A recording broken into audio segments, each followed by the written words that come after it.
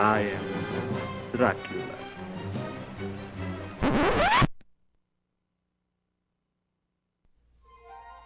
Is that all measurements of time and space are necessarily made relative to a single observer and are not necessarily the same for two independent observers. And that is the specific theory of relativity, isn't it?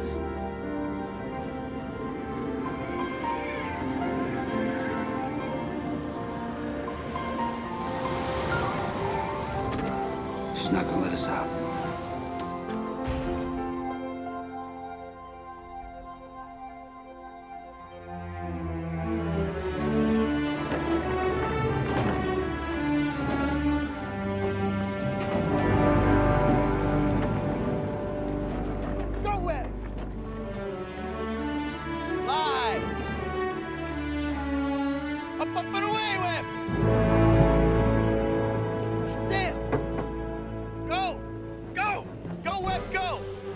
Hey, don't you walk away from me. Did you hear what I said?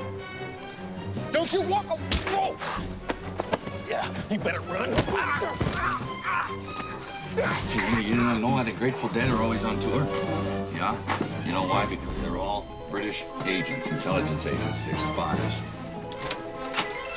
Jerry Garcia himself is a 00 rating, just like James Bond. Jerry Garcia's dead.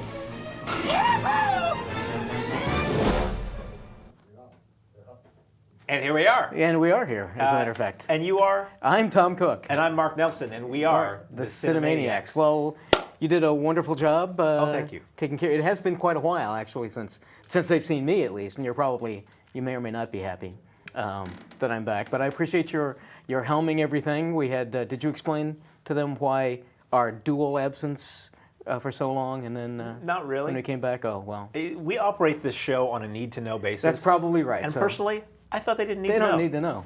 So then, shall we move on? Yes, shall we? Okay. So yeah, we're back up to full power once again. Yep. We are in widescreen now. So much more roomy, and that means I don't have to sit as close to him as I used to. So. No. The smell, you could probably barely even smell it over there, right?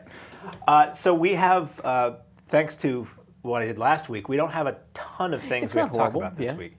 So some of the movies we saw may have been, but you have to wait and find out. Well, we'll hold those to the end. Yeah. So, would you like to just get right into it? We should probably. I don't see any reason to beat around the bush any longer. Okay. Go ahead. Oh well, it's always fun to have been bitten by a radioactive spider, and when everybody loves you, it makes it even better. So if you're Andrew Garfield, you're having a great time. You got a new love, and everything's just peachy until some shocking developments may occur when you check into The Amazing Spider-Man Part 2. So there we go. Not a lot of special effects going on in this movie. I don't think so. It's all practical. I'll tell you, I went into this with a bad feeling because I did not like Andrew Garfield. I'm certainly a huge fan of Tobey Maguire's, and you got to do the comparisons, I think. I love Tobey Maguire. I thought he brought the pathos and the humanity to Peter Parker, and I liked his Spider-Man. In the first Amazing Spider-Man with Garfield, and I know why they had to reboot it, I guess with a younger guy, because kids just couldn't associate with Tobey Maguire. He's so old. But Garfield brought just kind of a twerpiness and a bitterness to the character that I didn't like, to both sides of the character. And that's what I like about the Spider-Man movies is they seem to pay almost equal credence and time to both Peter Parker, who's struggling with his life and taking care of Aunt May and all that, and to Spider-Man. And boy, I was turned right around in this one. I loved Garfield's quips and snappy banter that he brought to Spider-Man. He wasn't this torpy guy. I'm still not crazy about him as Peter Parker, just the character. But I so like this so much more than the first one. I thought it was much more interesting than the first one. The effects, although it's a little bit long for me, and Jamie Foxx, Academy Award winning and wonderful actor, kind of wasted as Electro, I think, and we sort of almost start with Electro and then he's gone for this long time. So is it a great movie? No. I think I'm going to stop comparing them to the Tobey Maguire ones, but certainly, in my opinion, much, much better than the first one. I think fans of Garfield and of the movies are going to really enjoy this, and I gave this like an 8. I thought it was loads of fun. I'm in the exact same boat as you on this film. I really didn't like the last one. It felt to me not too subtly they were taking Spider-Man and trying to shove him into the Dark Knight mold, Right. where it's all brooding about my parents, and it's all dark, and it all takes place at night, and he's all grim and shoegazing skate punk, and they got rid of all that with this movie. And it was within the first few moments of this movie, I just like sat up in my seat and I went, "Oh, I see, we're doing it right now." Right. And to me, this feels like you could wedge this into the Raimi series, like Yeah. not continuity wise, because they do different things with the characters, and it really is you can't meld the two series, but. It has the spirit of that and the look. It's very clean much so, looking. yeah. The action is easy to understand. I thought they threw away a couple moments. There's a moment with Peter Parker's parents in a jet where it's just so shaky. I'm like, wake me when this is over and tell me how it turned out. Right. And there's an opening car chase that I thought was done okay, but could have been done better. It could have been like another Blues Brothers in terms of number of cop cars crashed. If they had just shot it a little bit differently. So that was a little disappointing. It didn't make me mad, just disappointed. But this By the way they shot it, or to interject, because I remember that, because this is a long film, and I'd forgotten that I remember being really kind of disenchanted with it, because look at all the trouble Spider-Man's causing, and I don't think he should do that. So anyway, sorry to step on that. For me it was that you're taking the time to do this practical effects, meaning not computers. They actually did this with cars. And they're not shooting it in such a way that really sells the moments as much as they should. That aside, all the Spider-Man action is, I want to say legible, is watchable. It's creatively done. Nice use of slow motion. And it feels like, when Sam Raimi did these a decade ago, a million years ago, so long ago, they had to restart because nobody remembers those movies. And there's certainly no way of watching them even on your phone if you wanted to right now. He went to a lot of poses from the comic books. Exactly. It felt like you could freeze frame it. It was a comic panel. Right. This brings that back, which is great. I really like the cast in this for the most part. Garfield, I agree, is kind of weak as Peter Parker, but you don't see that much of him as Peter Parker in this. Yeah, fortunately. You see plenty of Spider-Man, which is cool. You see a lot of stuff with the villains and the other plot machinations, but not too much. I don't like superhero movies or the belief that the villains are the most interesting thing. So you see a Batman movie and you're looking at the villain for 90 minutes and Batman shows up in the last 5. I don't dig that. I pay to see Batman, Right. So this was fun. I agree that it was too long.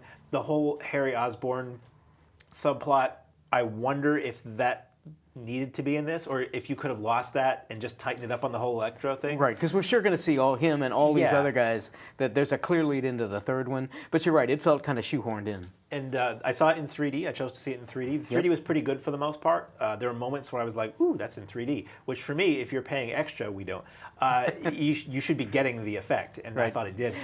And, there was one bit, because as you say, I am usually super critical on the 3D, and there was one bit, it was about 2/3 of the way through, Spider-Man is crawling over the top of some building, and we're underneath Spider-Man as he crawls over the top, and we come up and you see how, and I went, oh my goodness, it was the most effective 3D shot I've seen thus far. And so yeah, I'll agree. I had a really, really good time with this. I wanted to jump up and scream like, yeah, when this movie was over, because it ends on a high note and then it comes up with a really nice theme that this film introduces, like the Spider-Man music theme, not the old one. And the logo comes up, and I was just like, damn it, yeah, give me more of these now. As opposed to kind of actually dreading to go see this. This is the one I saved for last this weekend. If for those who know the Marvel movies, if you stay into the credits for any Marvel movie, there's always a little cookie or a little something that connects to the other movies. Right. This one was kind of lame, I thought. Yeah. This one you wait, and partly through the credits that goes, and you see what looks like just a moment from a trailer for the new X-Men movie, and then it goes and it goes back to the Spider-Man credits. So everybody in the theater just sat there waiting. Well, we're going to see the little tag, and then there was nothing. So you don't have to stay to the end credits. And the last several Marvel movies I've gone to see, I've seen the one that they put partway through the credits and thought that was it, and then I always hear from everybody, oh, you had to stay to the end. There was one more. So this is the first time in like 6 movies I've stayed to the end. There was nothing. So. That's Spider-Man, Amazing Spider-Man 2. Yeah, for me, again, I can't say I'm a fan of Garfield. I thought he did a much better job, as we said, as Spider-Man. But I think I can say I'm a fan of these movies now. Spider-Man's always been my favorite character. I grew up with him, and as you say, one of the things I was going to talk about, and you already jumped on it, and you were absolutely right, there are iconic images of that where you see Spider-Man poses, and the suit's funny because it kind of bunches up a little bit, and you can see where it's just costume every now and then, whereas with the Maguire ones, this was like this foam-fitted one, and it So I remember not liking the suit in the first movie, and I thought it was much better. So for Spider-Man fans, I think you're going to love it. For action fans and I guess the violence for really young kids, I guess I'd have to say be careful because some of the violence is kind of scary and Electra can be kind of scary. But it's basically, I think you pegged it that it's right back in the vein of the Raimi ones where it's just fun and you're enjoying the superhero, and I had a great time with it. Same here, and I would see this again. I would too. I may. So speaking of superheroes, Greg Kinnear is a hometown superhero. He is the pastor of a church in a small Nebraskan town whose family is suffering some hard times. His son gets very sick, comes out of the operation alive, but claims he claims that heaven is for real. Do you believe it? Do you believe it? That's the big question.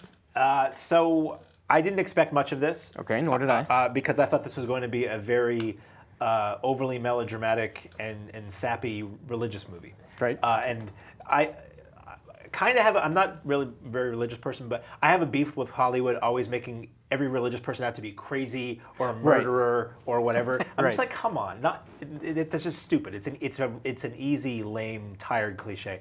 So to see a movie like this where you have a community full of religious people and it all takes place around the family of a pastor and his church and the people in the church, and they're portrayed as just normal people. They're not zealots. They're not crazy. They don't believe in a fish monster or anything. It's just it was nice. Right. So I went into this entertained me, and the performances are quite good. Greg Kinnear is very likable. I think if you didn't have somebody as strong or as likable as Greg Kinnear in the lead, this may have felt like one of those direct-to-video Kirk Cameron movies. Right. And the entire cast is made of people, faces you recognize and people that are good. Thomas Hayden Church is really good in this. It's fine. And it's beautifully shot. Oh my God, this is one of those movies, like we were saying off air, I was talking about Grand Budapest Hotel and wishing I could see that in IMAX. This would have actually benefited from 3D. It's just, I want to move to Nebraska after watching this. Just beautiful. I was just sitting there smiling, like, oh, corn, oh, dandelions, or sunflowers. And then the scenes in heaven, I'm like, really, you could have, upped the gimmick ante if heaven was in 3D, or just those scenes were in 3D. Put your glasses on now.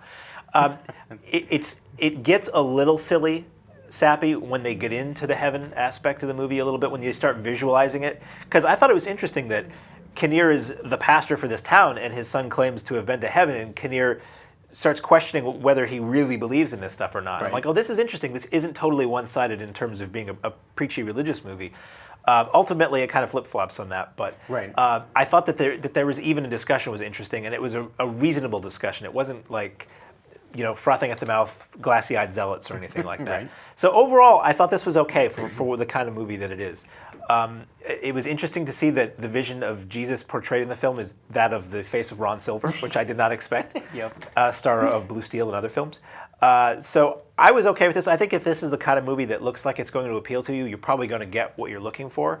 There was a more diverse crowd than I expected at the matinee I went to. I expected it to be mostly older folks, but it was older folks and families and some younger people too, and it seemed to work for the folks who wanted to see it. So I give it points for that.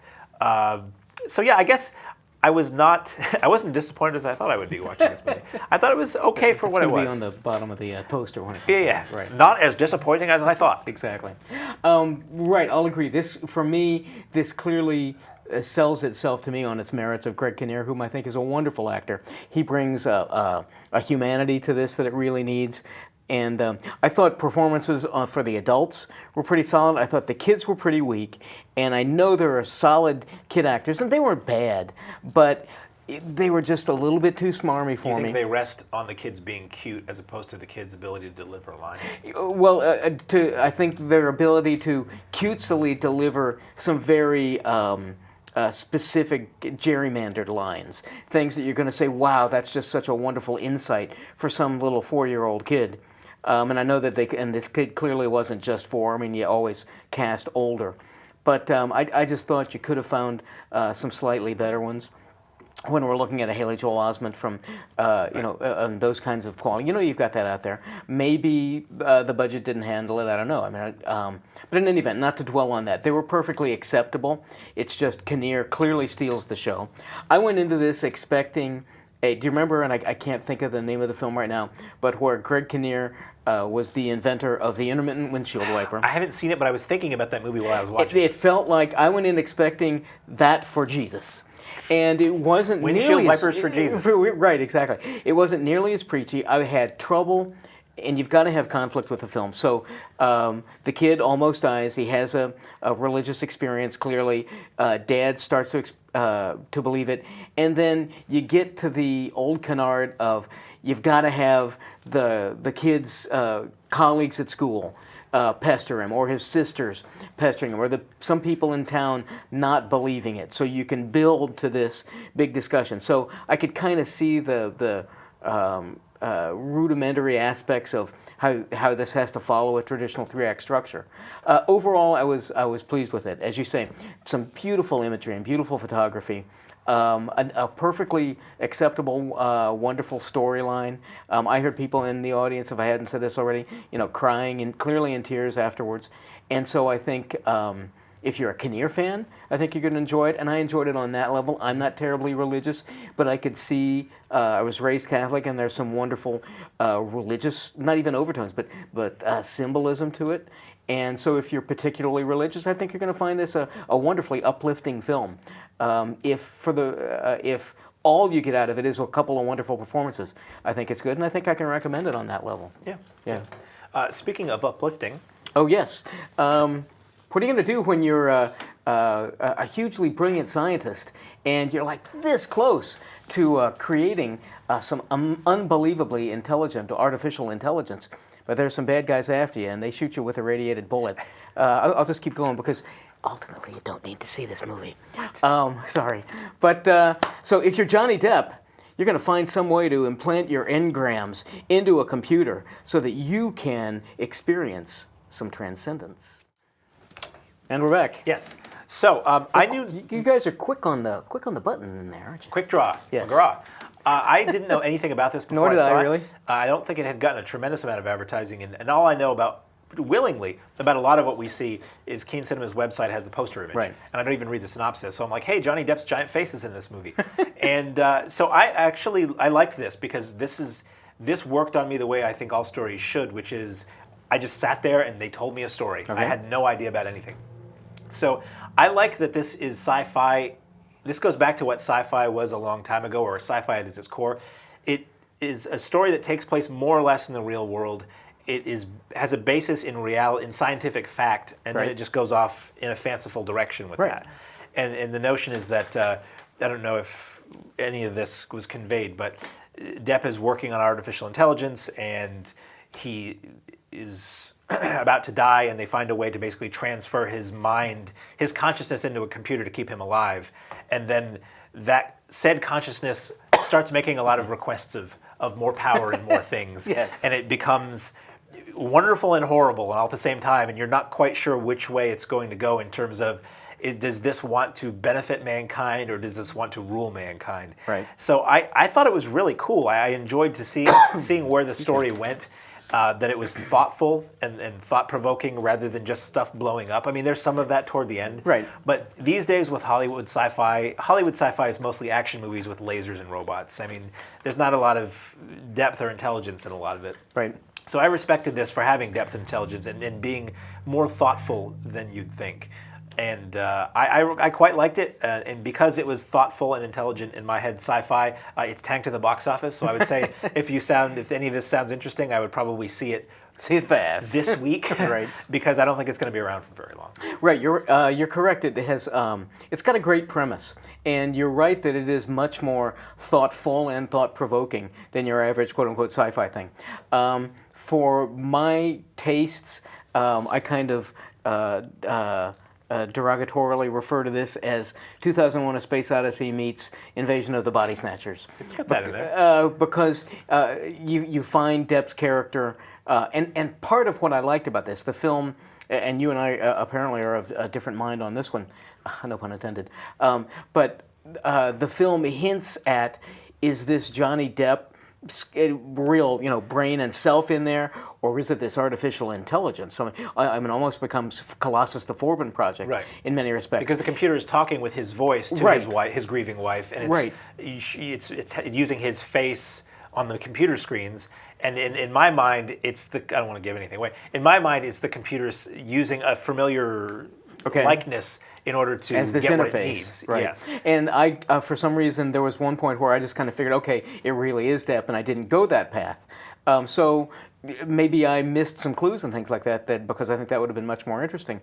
I had problems. Fans of Depp are going to be a little disenchanted because for 75% of the film, he's just standing on it's a medium shot, and he's on a display screen. And for a while before that, he's terminally ill. Yep, and he's lying in a bed. Yeah. Morgan Freeman. So two of the greatest actors alive today. Morgan Freeman, for me, is a member of kind of this opposition. He's a friend of his, a scientist friend, and they call in and they're saying, ooh, Johnny Depp's got some problems and things. So Freeman has to try to lead the onslaught against all of the people that Depp has brought on. We find out that this artificial intelligence can cure all sorts of unbelievable illnesses, and it's going to be this great boon, but we're led to believe, ooh, maybe there's something nefarious behind it.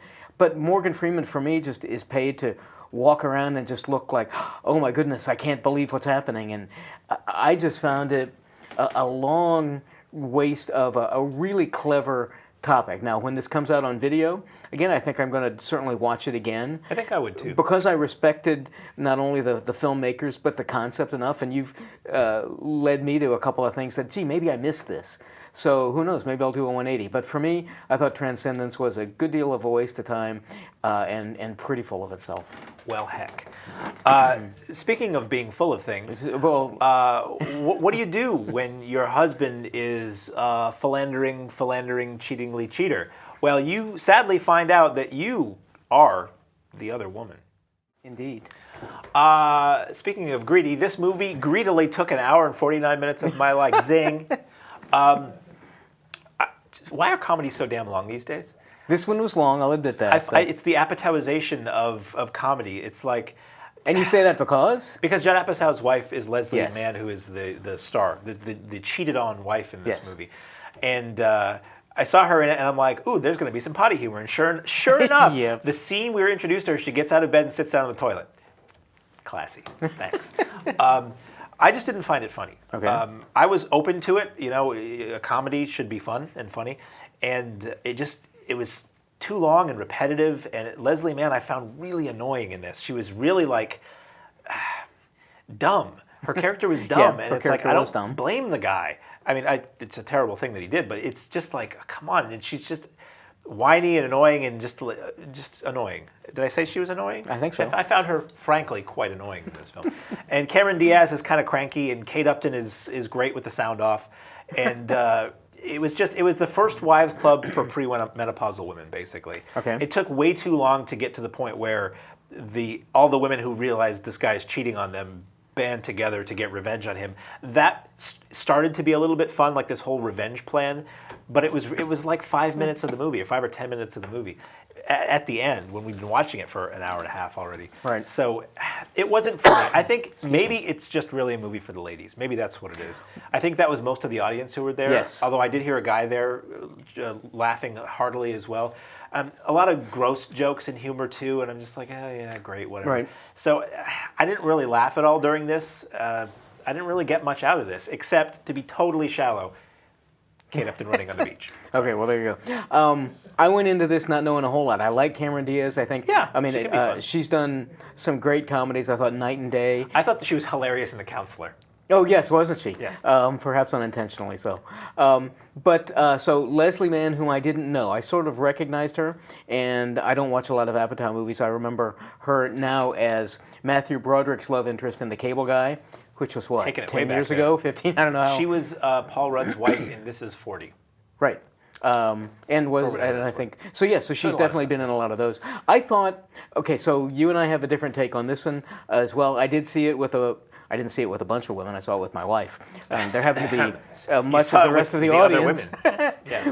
were women, and they all seemed to enjoy it. It's clearly, to use the term, a chick flick. But I thought it was pretty intelligent. I don't remember what the specific references were, because I told myself, oh, I have to remember this. But early on, there were 2 or 3 references out of one of the guys' mouths that clearly only, I think, guys, and here I'll be sexist about it, would have picked up. And I thought that was really clever because I got it, and I looked over at Kelly, and she didn't even blink an eye. And so I leaned over and I said, quietly, because I don't like to talk in the middle of movies, I said, I think I'm probably the only person in the theater who got that. But I was thinking this could be really, really smart. So I actually enjoyed the chemistry that at least the two of them had, that Leslie Mann and Cameron Diaz had. Upton comes on, and it's supposed to be the big, gorgeous, dumb, not blonde, but dumb person, because she's obviously there just because she's overwhelmingly, unbelievably gorgeous looking, and that's what all men want, apparently. So when the three of them got together, I thought some of the repartee collapsed a little bit. You talk about when they realize that there are three people who are being cheated on, and then they start to plot their revenge. The early plotting I thought was somewhat humorous. It gets nasty, in my opinion. Now, granted, this guy deserves everything that he gets, and there are a couple of male characters in this who aren't portrayed as just horrible villains, but the overall sense is that masculinity is horrible and should be punished, and I thought some of the punishment was nasty. I liked it more when it was kind of a lighthearted comedy. Overall, I thought it was fun. I think this could be a really fun rental when it comes back out, but in the long run, if you're looking for a funny chick flick, if you like the actresses and everything, I certainly can recommend this, because I thought whether you're a guy or the woman, or the guy being dragged along to it, I think you're going to find enough there that's pretty humorous. Or a guy in drag, for that matter. You could be. We thank our friends at Keene Cinemas for providing all these films. Indeed. I hate to harp and sound like a shill, but seriously, to this day, long after they've made the digital transition, I find myself sitting there going, it's so sharp and in stereo. Yeah. So even though I didn't really like The Other Woman, it was nice to look at. Like, it was pretty Kate colors. Upton was nice to look at. Well, I mean, not just to be shallow. Is that what you're saying? No, well, there were two things I liked about that movie, but it was really, it was just an enjoyable experience that, as we often say, for a long time wasn't. So we thank them for upgrading their projectors and sound at Keene Cinemas. And then we move on to thanking our friends at Video Headquarters. Yep. As I like to say, for being a video store that still exists these days, because I like video stores. And it's funny, I get their email newsletter that says what's coming out and the deals, because I'm cheap. Right. And the first film we're going to talk about, they have it in the email newsletter. This is 2 weeks before this is going to be on any streaming or download or kiosk service. So they actually get a lot of stuff that you can't get at your lazy way of watching movies. That's good to know. Anyway, we thank our friends at Video Headquarters for that, which we are about to, you are about to receive verbally from us. Speaking of which. Yes. Well, you're a brilliant and charming and gorgeous young woman. Thank you. You are, as a matter of fact. It's been a while, so you can tell that. And you're called back to your high school reunion, but you've moved on. You're applying for big jobs, and you want to be a lawyer because you're just that smart, but you get sucked back in to a horrible murder mystery that involves a lot of your friends. And if you're not that person, but you're one of the friends, you only can hire Veronica Mars. It actually was. Yes. So this is... it's got an interesting backstory. Yeah. Why don't you set that up? Sure. Did you set it up for me? Let me just repeat what I already said. So this was based on a TV series. To say based on a TV series isn't really accurate. This is the continuation of a TV series from... I never watched it, let's say a decade ago. I believe it was on CW or I was going to say UPN, but UPN hasn't existed for quite a while. Long time, yeah. Probably it was on the CW. It was Kristen Bell stars as during the series, it was a high school private eye investigator. And it was light in tone, and it was a weekly mystery procedural kind of show. So that show ran its course, didn't have great ratings. I guess it went 3 seasons, so it must have had good enough ratings to go 3 seasons. Got canceled. Fans of shows often do, they always say, oh, we need to keep this show going as a series of TV movies, or maybe they'll make a movie out of it. And it's like, my attitude is always, if it didn't have good enough ratings to continue as a series, who's going to put more money into doing anything else? But this is the rare occasion where it actually got made. And my understanding, there's about an hour-long making of on this disc, and I watched the first chunk of it to get this part of the story. I believe the director, creator, and star Kristen Bell were on board to do another movie that the fans had clamored for, to sort of show you where the characters have gone and maybe tie up some loose ends with the story on the show. And the story in the movie is that it's 10 years since the show, so that may be about right. The studio wouldn't commit to anything. They didn't know if there was enough interest in this to spend money on it. So the creators started up a Kickstarter fund, and they said, if we can raise $2 million, that'll help us fund the movie, and Warner Brothers will say, yes, we'll make it. So the documentary on this disc shows him hitting enter to make the Kickstarter campaign go live, and within like 10 hours, they had $1 million. And within 24 hours, they had all that they needed. And I think, I'm not sure how long Kickstarter goes, if it's 30 days or 2 weeks, or if you can set that. But by the time it was over, they had like $5 million and 90,000 contributors to make this movie, which is a pretty amazing story. So having said all that, this is basically a finale for a TV series that never got one officially. It plays like a TV series, but with a little cussing. It's not really terribly inappropriate. I mean, there's some implied content, and there's a little bit of language here and there, but it really plays like a TV episode, which isn't necessarily a bad thing. It plays like I watched this never having watched the show, and really even knowing anything about it. It does a great job at setting up who all the characters are, what backstory you need to know, and it makes me kind of want to watch the show. I kind of regret not having seen the series now. I don't think if you've never watched the show, you'll have any problem following this. There are moments where I saw little things here and there that I said, wow, if I was a fan of the show, that probably would mean a lot. Not that I didn't get it, but that if you're a fan, you're like, oh my God, so-and-so just showed his T-shirt that he used to wear, that kind of thing. So I really like this a lot. It makes me curious to someday, when I have a chance, to watch the show. I believe Video Headquarters has the series, if anybody wants to rent that first or afterwards.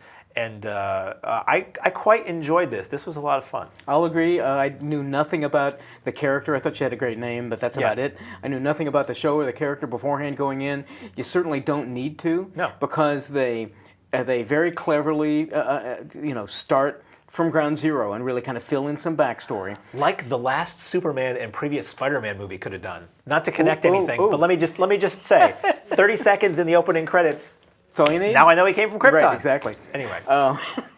But so I got the sense, relative to you talk about some fun little moments that clearly I'm thinking that's somebody's getting it, and I didn't. It wasn't that I missed anything out of it, but I think there's clearly going to be, for Veronica Mars fans, lots of these little kind of sort of Easter eggs, we'll call them, thrown in there. I did get a sense that I got a little confused as to who some of the characters were, some of the boyfriends and the people she meets. That I think if I'd known the series, it would have helped me out a little bit. I thought this was one of the most well shot. I mean, it's just a gorgeous image. I mean, it's not Nebraska kind of gorgeous like from It doesn't Heaven look is cheap for like Real. TV. It No, feels it's got like crisp TV, blacks, but really good looking images. Performances are all fine. So you're right that if Veronica Mars is ever on TV or something like that, or if some of those streaming channels services might or may not be available, or your local video store. Well, certainly. So, pick those up because I thought it was pretty interesting. So I actually kind of enjoyed Veronica Mars. Talking to Brentley at Video Headquarters, yes, he said that it was 3 seasons, which I had mentioned, about 20 episodes a season. So not an insane time commitment, but 60 hours of your life to watch this. Oh, and it had Veronica Mars movie had some interesting cameos from bigger name stars than you'd expect.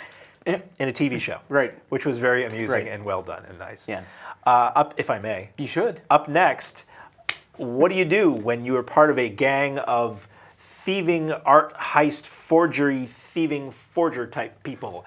Well, you do your homework and you practice the art of the steal. What a funny movie this was. What a surprise. I hadn't heard of this or seen it or anywhere. And this might well be my favorite movie of the week. You know what we always say, or that when there's a movie with, you get handed a box cover and you've heard of all the people in the film, but you've never heard of the film. There's usually a good reason for it. There wasn't a very good reason in this one. This was, I think, a Weinstein Company released to video, and maybe that the cast isn't considered bankable enough to spend the money to put it in theaters, or maybe it lacks some of the pop and sizzle to put it in the theaters. But boy, this was as entertaining, if not more so, than a lot of what I've seen in the theaters lately. I agree. It's a heist movie. They're trying to pull off a heist. It's in the tradition of good heist movies. There's a switcheroo or two in it that I like. It was really fast and zippy with the direction and how it was shot. Really nicely shot. Mostly in Canada, so it had like a gray coldness to it because it was wintertime there.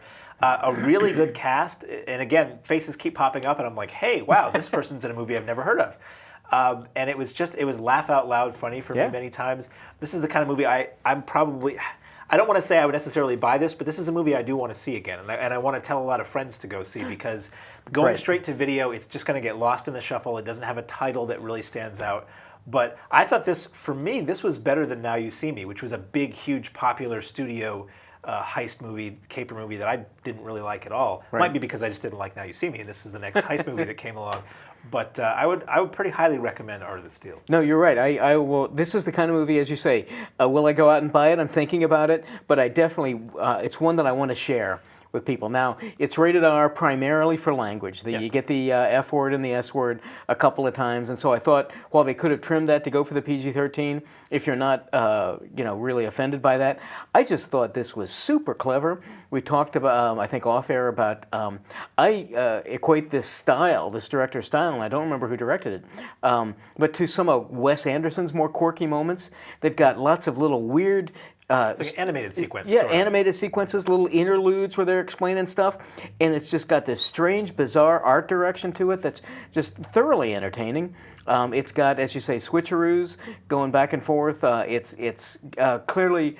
It's Kurt Russell's film, I think, but Matt Dillon is a lot of fun as his brother, as his younger kind of money-grubbing brother. And just the supporting characters, I knew nothing about this going into it, so I was like, I have to watch this. And within about 5 or 10 minutes, it was like, this is going to be loads of fun, and it was. I just thought The Art of the Steal was a terrific one, and I think of the ones we've talked about on video, this is my big recommendation for the week. I'd have to agree. Yeah. But we have to talk about the other ones anyway. We do, probably. And when you're husband and wife who are newlyweds and you're out having a good time, maybe not the greatest thing in the world when you wake up the next morning after a little, maybe too much to do, and you don't really remember what happened the night before. That's when you're going to have to find The Devil's Due. So clearly, I mean, this is an updated Rosemary's Baby, where they have to, the wife in particular, she starts, after having had the kids, she starts, just going berserk, as you saw toward the end, and, it could be, postpartum, but I don't think, I think it's a little bit more than that. I see. Performances in this are really pretty good. It's a found footage film, and fortunately, I think Hollywood is losing its love for those things because they, as you know, we got pretty tired of those, and this one does a decent job of the logic of how it's being shot. I do find myself being amazed at how long these camera batteries last, because clearly, like, you find out the evil beings behind it. They could be evil batteries. Like, are shooting it. They could be, then maybe the evil beings are replacing the batteries. I don't know. But so the real logic behind it might go out the window. But so it's a found footage film, kind of a stupid way to get it going. But for that, there are some shots that are really pretty if you can work your way through it, and if you like these kinds of things. It's worth watching. It's one of the better found footage demon child kind of stories. There's some really pretty clever, interesting shots and scary moments. So overall, I didn't think Devil's Due was too bad of an attempt. To me, hearing one of the better found footage films, it's like, of all the dog papoos I stepped in, Right, exactly. this was the least smeary dog papoo. Exactly. I didn't see this. This was one that was given to us while I was away last week. So, Right. But honestly, I wouldn't have watched it anyway because I hate found footage movies. Yes, that's true, you do. So up next, another film I didn't see, so I'll take a whack at introducing it. Josh Brolin and Kate Winslet star in Labor Day. Well done. So this has a few things going for it. Tobey Maguire doing voiceover is always wonderful. I love his voice. He's not in it. We don't see him. He plays, he's doing the voiceover many, many years past, because this is a film about a woman with a young child, and they're out shopping. You learn very slowly that Kate Winslet had kind of forced herself on a man early on and became pregnant with that. He stuck with her for a little while and then left. And so she's just devastated at the loss of love it ultimately turns out to be. And she doesn't even, she has agoraphobia. She doesn't even go out anywhere except maybe once a month. She'll go to a local market and buy all the supplies that she needs along with her young child. Josh Brolin approaches the young kid and forces himself on the family, not that just says, you need to take me and help me. There's this clearly implied threat. We find out later on that he's a convicted murderer who escaped from a hospital, And there's this strange love interest that develops between Brolin and Kate Winslet. And for me, this is a very, very slow film. But for me, I just had so many problems accepting that, well, he's a convicted murderer. They never address whether or not he did it, and it's Brolin and we like him. But this was ultimately just kind of a strange film. I think if you like the performers, Winslet is wonderful but very subdued. It's just kind of ultimately an odd film that doesn't really go anywhere. It ties everything up, but it's just very kind of a strange at-home love story, I suppose the case may be. And this would be of note to Keene viewers because this is based on a book by Joyce Maynard, who does live in Keene, who wrote To Die For and a lot of other things. So this has kind of a local Keene connection. Right. Yeah. But so again, two wonderful performances. I like both of them. I like Maguire's voiceover, but it's just kind of an unusual, and I don't know how reflective it is of the original material. But it's just kind of an unusual story. Interesting. I would have watched it, but I was out of town. Well, there you go. And if we have time next week, maybe I'll talk about where I was. So that's all we have for this week. I don't think we're going to have a heck of a lot next week. not. It should be a pretty much normal show. I believe we'll both be here. I will be here. I don't know about you. Well, if you're going to be here, I'll show up too. Okay. So I guess until then, I'm Mark. And I'm Tom. And we are the Cinemaniacs.